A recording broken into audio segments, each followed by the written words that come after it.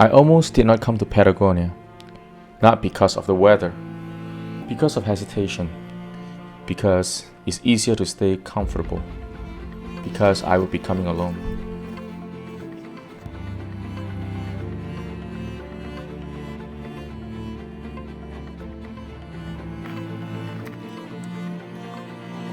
Patagonia has been on my list since the day I started to have spare money to travel.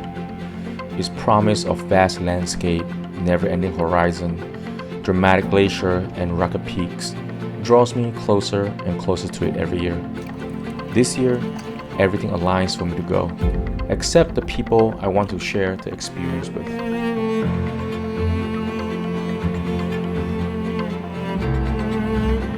This is the harder part of getting older. People around you start to have more obligations, getting married, having kids, taking care of parents. But I also realize that I won't always be this free and healthy. This phase will end at some point. And while I still can go, I will not wait. It turns out, this trip was a lot less lonely than I expected it to be.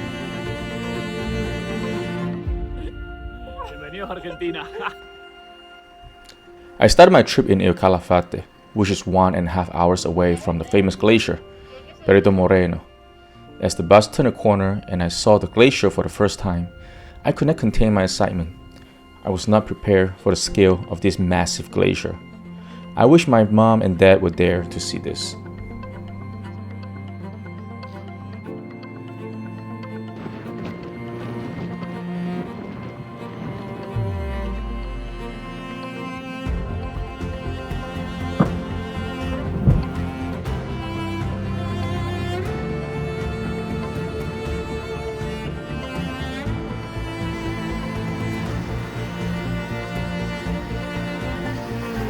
Later that afternoon, we took a boat to cross the lake to hike up to the glacier.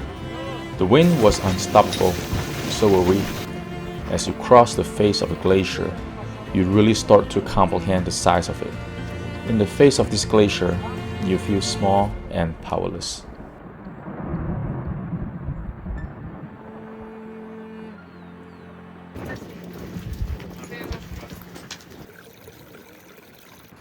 Inside the glacier, it is like a frozen maze. Everything looks the same. Blue, white, sound of wind punctuated by your crampons crunching the ice. You lose your sense of direction quickly.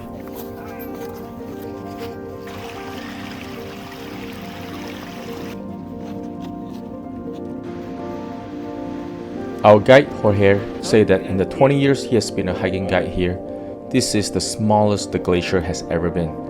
And the number of tourists is the greatest it has ever been as well.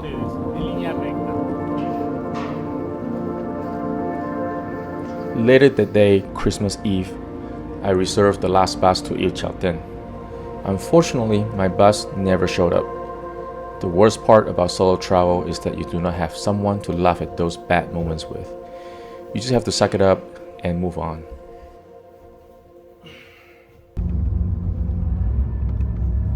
Chaltén is a true mountain town.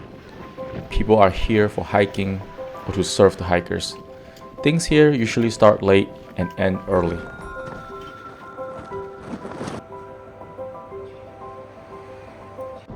So we're walking down Saint Martin towards the trailhead of Fitz Roy. And Saint Martin is the main commercial area. It is not that commercialized, actually, it's quite cute. Not overdeveloped yet. Still a mainly tourist town, but you still see a lot of these cute restaurants.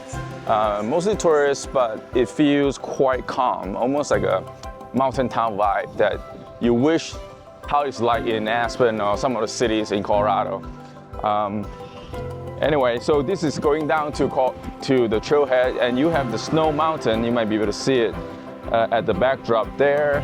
And then right behind this big piece of rock is Fitz Roy.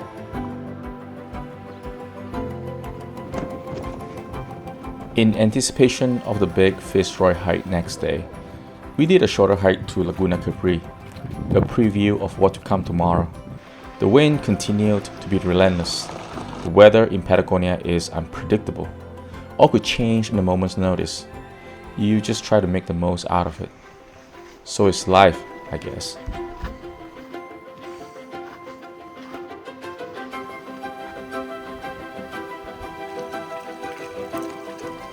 A miracle happened the next day. After 3 days of constant whipping by the wind, it stopped.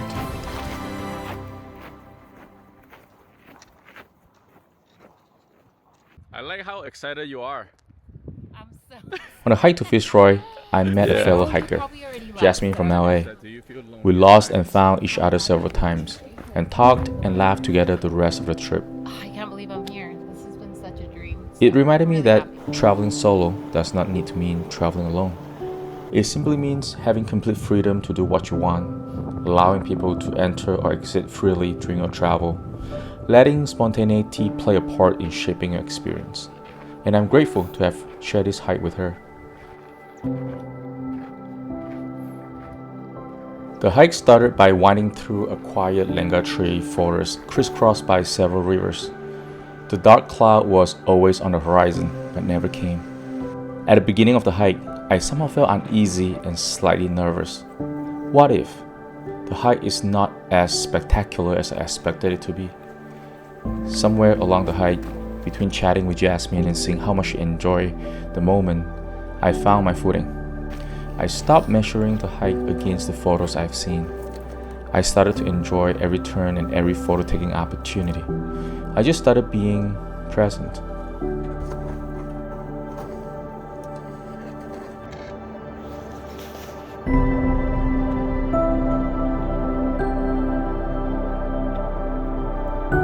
Out of nowhere, in between heavy breathing, Fitz Roy appeared. It broke through the clouds just before we lost sight of it. It was like something out of a postcard, except I was inside it.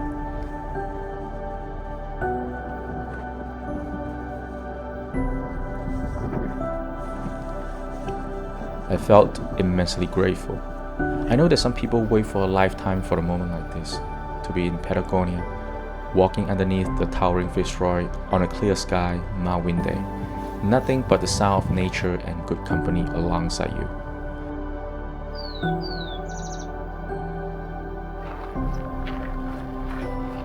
You realize that this is the moment you want to savor as much and as long as you can.